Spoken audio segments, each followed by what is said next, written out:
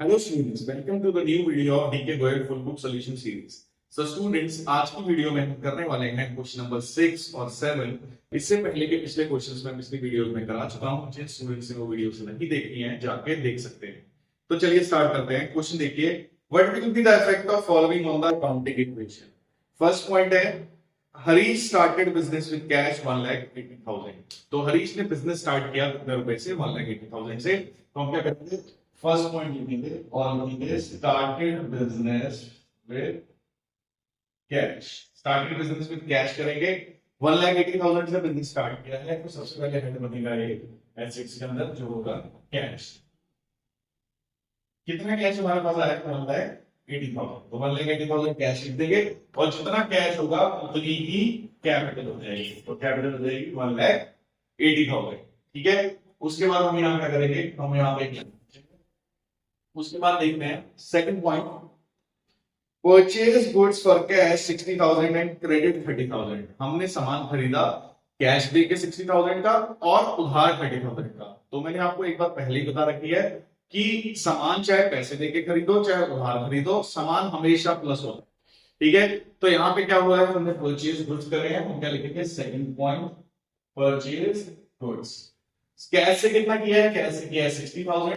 Cash 60,000 rupees चले जाएगा और सामान हमारे पास आ जाएगा। तो सामान को क्या बोलते हैं? सामान को बोलते हैं स्टॉक। तो स्टॉक आ जाएगा कितना? 60,000।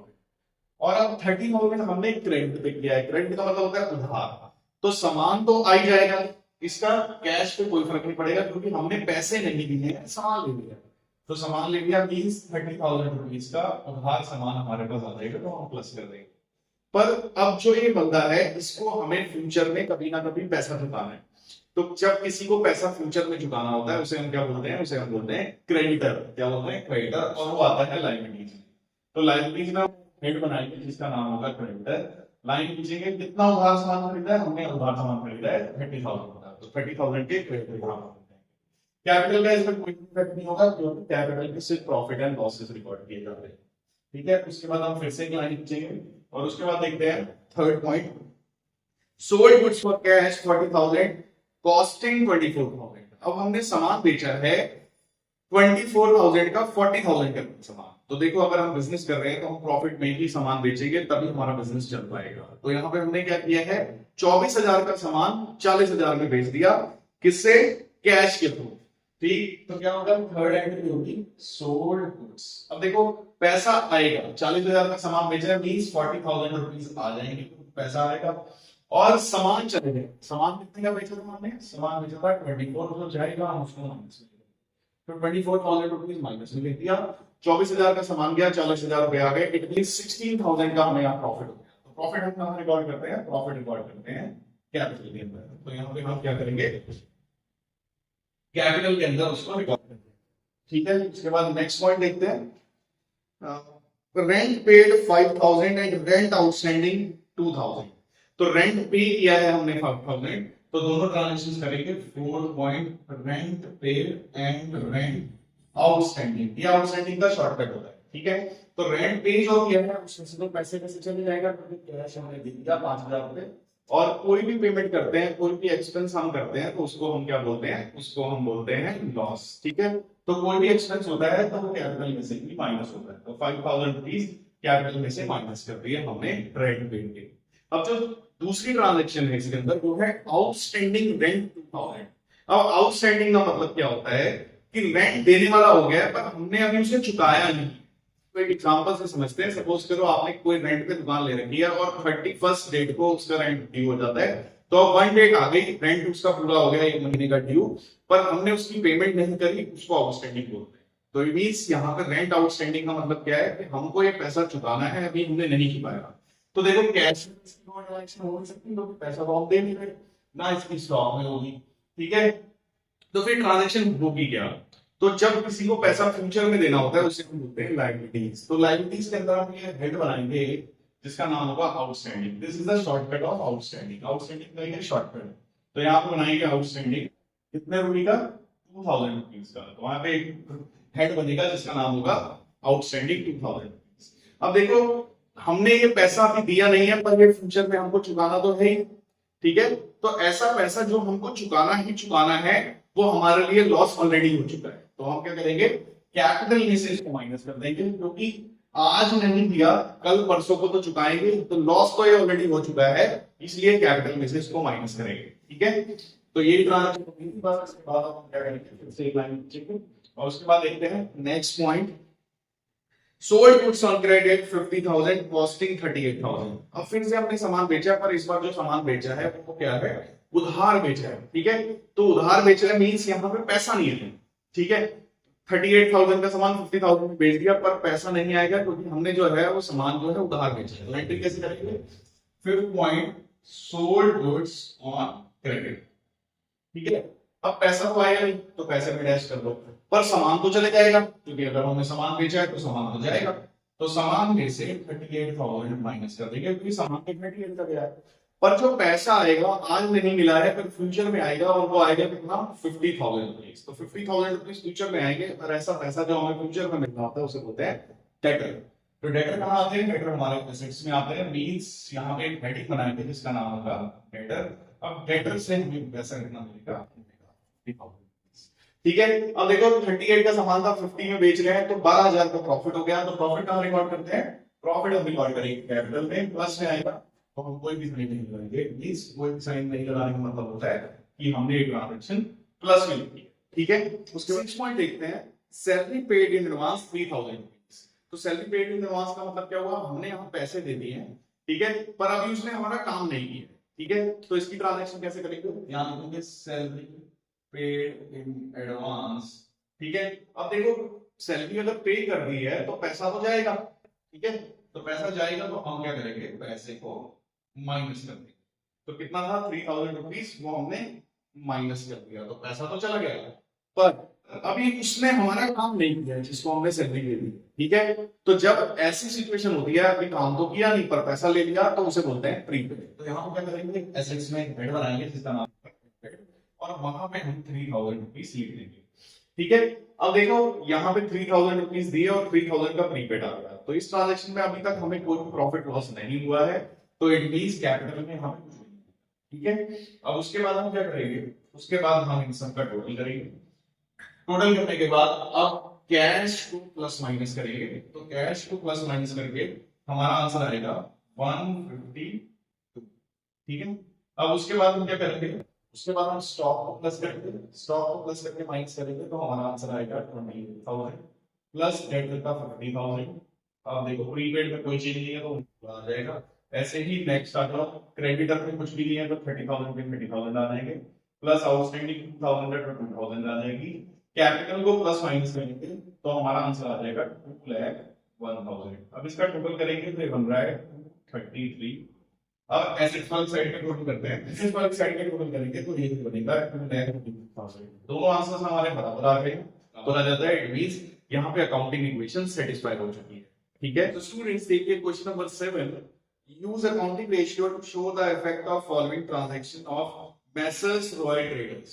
तो यहाँ पे हमें फिर से अकाउंटिंग इक्वेशन को प्रूव करना है। तो फर्स्ट पॉइंट देखते हैं, A point, starting business with cash 1,20,000। अब यहाँ पे बिजनेस जो स्टार्ट हुआ है कितने से हुआ है, 1,20,000, और हमें अकाउंटिंग इक्वेशन यहाँ पे। तो फर्स्ट लिखिए, स्टार्टेड बिजनेस विद कैश।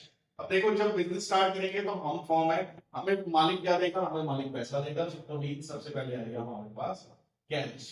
कितना कैश दे रहा है, 1,20,000। तो 1,20,000 रुपीज कैश आ गया, और जितना कैश है उतनी ही कैपिटल हो जाएगी। तो कैपिटल में हो जाएगी 1,20,000। ठीक है, अब इसके बाद हम क्या करेंगे, एक लाइन नीचे, उसके बाद देखते हैं B point, purchase goods for cash 10,000। अब हमने क्या किया, पैसा दिया और सामान खरीद लिया, तो एंट्री क्या होगी, point purchase goods for cash. ठीक है, कितना, 10,000। तो 10,000 रुपीज, अब क्या होगा, अगर हमें सामान खरीदना है तो 10,000 रुपीज हमारे पास से जाएंगे, तो कैश में से 10,000 रुपीज माइनस हो जाएगा और सामान आएगा। तो सामान जो आता है उसको हम बोलते हैं स्टॉक। तो सामान को क्या बोलते हैं, स्टॉक। 10,000 रुपीज गए और 10,000 का सामान आ गया। ठीक है, सामान आ गया, कैपिटल इसका कोई इफेक्ट नहीं होगा, क्योंकि कोई भी प्रॉफिट और कोई भी लॉस यहाँ पे नहीं होता, कैपिटल यहाँ पे कोई भी इफेक्ट नहीं होगा। नेक्स्ट पॉइंट देखते हैं, सी पॉइंट है रेंट रिसीव। अब यहाँ पे हमें रेंट रिसीव हो गया, तो सिंपल बात है, अगर रेंट रिसीव होगा पॉइंट लिखेंगे रेंट रिसीव, तो इट मींस पैसा आएगा। अगर रेंट रिसीव हो रहा है इट मींस हमें क्या मिल रहा है, हमें यहाँ पे पैसा मिल रहा है। तो कितना रेंट रिसीव हो रहा है, 5000 रुपीज।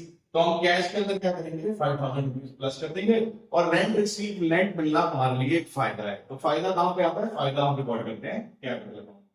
तो कैपिटल के अंदर हम इसको रिकॉर्ड कर देंगे, प्लस कर देंगे 5000। विदाउट साइन चीजें लिख रहे हैं, इट मींस वो प्लस हो रही है, ब्रैकेट में लिख रहे हैं तो इट मींस वो माइनस हो रही है। Next is salary outstanding, D point. तो D point salary outstanding. Outstanding का मतलब होता है कि हमने किसी को पेमेंट करनी है और देने वाली वो हो गई है, पर अभी तक हमने वो पेमेंट करी नहीं हो। तो यहाँ पे सैलरी आउटस्टैंडिंग का मतलब क्या हुआ, हमने अपने किसी इंप्लॉय को पैसे देने वाले हो गए, उसने काम कर दिया है पर हमने उसे अभी तक पैसा दिया नहीं है, ठीक है। तो पैसा दिया नहीं है तो कैश में तो कोई ट्रांजेक्शन नहीं हो सकती, पर उसको पैसा देना है, और जब किसी को हमें पैसा देना होता है उसे हम लायबिलिटीज बोलते हैं। तो इट मींस ये लायबिलिटीज में आएगा, और लायबिलिटीज में हम हेड बनाएंगे आउटस्टैंडिंग। क्या आउटस्टैंडिंग का शॉर्टकट होता है, तो आउटस्टैंडिंग का हेड बनाओ, कितनी सैलरी देनी है उसको, 2000 रुपीज। अब देखो हमने सैलरी अभी तक दी तो है नहीं, पर देनी तो ये ही है। हमारे लिए ये लॉस हो चुका है, फर्म के लिए लॉस हो चुका है, क्योंकि आज नहीं तो कल, नहीं तो परसों ये पैसा उसको चुकाना पड़ेगा। तो इट मींस ये लॉस ऑलरेडी हो चुका है। लॉस हम क्या करते हैं, लॉस हम कैपिटल में से माइनस कर देते हैं, ठीक है।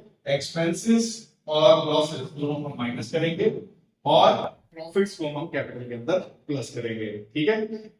नेक्स्ट पॉइंट है रिसीव्ड इंटरेस्ट 700। अब यहाँ पे हमें इंटरेस्ट मिल गया। इंटरेस्ट मिल गया मतलब हमने किसी को लोन दे रखा होगा तो उसे हमें पे इंटरेस्ट मिल गया, ठीक है। तो क्या होगा, रिसीव इंटरेस्ट। तो रिसीव इंटरेस्ट मिलेगा, मींस पैसा मिलेगा, तो पैसे में प्लस करेंगे, मींस कैश के अंदर 700 रुपीस प्लस कर देंगे। और किसी से पैसा रेंट मिल रहा है, इंटरेस्ट मिल रहा है, तो हमारे लिए प्रॉफिट है। तो प्रॉफिट कहाँ पे आता है, प्रॉफिट हमारा आता है कैपिटल के अंदर, तो हम कैपिटल के अंदर भी प्लस कर देंगे। नेक्स्ट ट्रांजैक्शन है sold goods for cash costing 5000 for 7000। हमने क्या किया, 5000 का सामान 7000 में बेच दिया कैश के थ्रू, तो इट मींस हमारे पास पैसा आएगा। तो नेक्स्ट ट्रांजैक्शन लिखेंगे, यहाँ पे एक लाइन खींचेंगे और नेक्स्ट लिखेंगे एफ पॉइंट सोल्ड गुड्स। अब देखो पैसा यहाँ पे कितना आ रहा है, 5000 का सामान हमने 7000 में बेचा, इट मींस पैसा आएगा होगा 7000 रुपीज, और सामान हमारे पास से चला जाएगा वो होगा 5000 का। तो क्या है, स्टॉक में से हम 5000 का सामान माइनस कर देंगे, तो ये जा रहा है, जो जाएगा वो माइनस होगा, जो आएगा वो प्लस होगा, ठीक है। अब हमें 2000 रुपीज का इसमें प्रॉफिट हो गया। तो मैंने पहले ही बताया कि प्रॉफिट कहां पे रिकॉर्ड करते हैं, प्रॉफिट हम कैपिटल के अंदर रिकॉर्ड करते हैं। प्रॉफिट है तो फिर से एक लाइन पूछेंगे, अब उसके बाद देखते हैं नेक्स्ट पॉइंट। नेक्स्ट पॉइंट है गुड्स डिस्ट्रॉयड बाय फायर 500। अब हमारे फॉर्म के अंदर आग लगी और उसमें 500 रुपए का सामान जलेगा, ठीक है। तो अब इसकी एंट्री कैसे करेंगे, अब देखो सामान अगर जल जा रहा है, ठीक है, तो हमारे लिए ये लॉस है। तो इट मींस एक तो लॉस हुआ, ऊपर से सामान जल गया, तो हमारी एंट्री कैसे होगी, नेक्स्ट पॉइंट लिखेंगे गुड्स डिस्ट्रॉयड बाय फायर, ठीक है। अब देखो इसका कैश पे कोई फर्क नहीं पड़ेगा, क्योंकि कैश कोई चला है, चला गया है सामान, क्योंकि सामान 500 रुपए का जल गया, तो 500 रुपए का सामान कम हो गया, तो 500 रुपीज 500 स्टॉक में से माइनस कर देंगे। अब जो ये सामान जला है हमारे लिए लॉस है, तो लॉस है तो लॉस हम रिकॉर्ड करते हैं, लॉस हम रिकॉर्ड करते हैं क्या करेंगे, ठीक है। अब इसके बाद फिर से एक लाइन पूछेंगे। अब देखो सारी ट्रांजैक्शन हमने यहाँ कर दी है, अब एंड में हमको क्या करना होता है, आपको टोटल करना होता है। तो इट मींस अब आप देखिए कैश को प्लस माइनस करेंगे, तो देखो प्लस वाला कितना है, 120 125 132 132 700 132 700 में से 10000 माइनस कर दो, it means it will become 122 700। तो हमें सारी कैलकुलेशन इस तरीके से कर रही है, हमें लिख के कैलकुलेशंस नहीं करनी है, ठीक है, क्योंकि अकाउंट्स में जो कैलकुलेशंस होती है बहुत वाइड होती है। तो हमें कोशिश करनी है कि जितनी भी ट्रांजैक्शंस हैं उसको हम ओरली सॉल्व कर पाए, जितनी भी सिंपल कैलकुलेशंस हैं उसको ओरली सॉल्व कर पाए, ठीक है। नेक्स्ट देखो स्टॉक में 10000 प्लस का, ये दोनों माइनस के, तो इन दोनों को प्लस करके इसमें से माइनस करो, तो हमारा आंसर आ जाएगा 4500, ठीक है। तो हमारा स्टॉक का आंसर आ गया 4500। अब आ जाओ लाइब्रेरीज में, यहाँ कुछ है नहीं, ये तो 2000 पे 2000 आ जाएगा। अब आ जाओ कैटेगरी में, प्लस वाले प्लस करेंगे, ये देखो 125 125 127 127 700 माइनस 2500, तो इसको 127 700 में से 2500 माइनस करेंगे, तो हमारा आंसर आएगा 1,25,200, ठीक है। अब इनको दोनों को प्लस करेंगे तो यहाँ पे वैल्यू जो बन रही है 00271,27,200 और यहाँ पे इन दोनों का भी टोटल करेंगे तो हमारा आएगा 1,27,200। लास्ट में हमारा आंसर बराबर आ गया। It means accounting equation is satisfied. So I hope आपको ये दोनों क्वेश्चन अच्छे से समझ आए होंगे। See you guys in the next video with the next questions.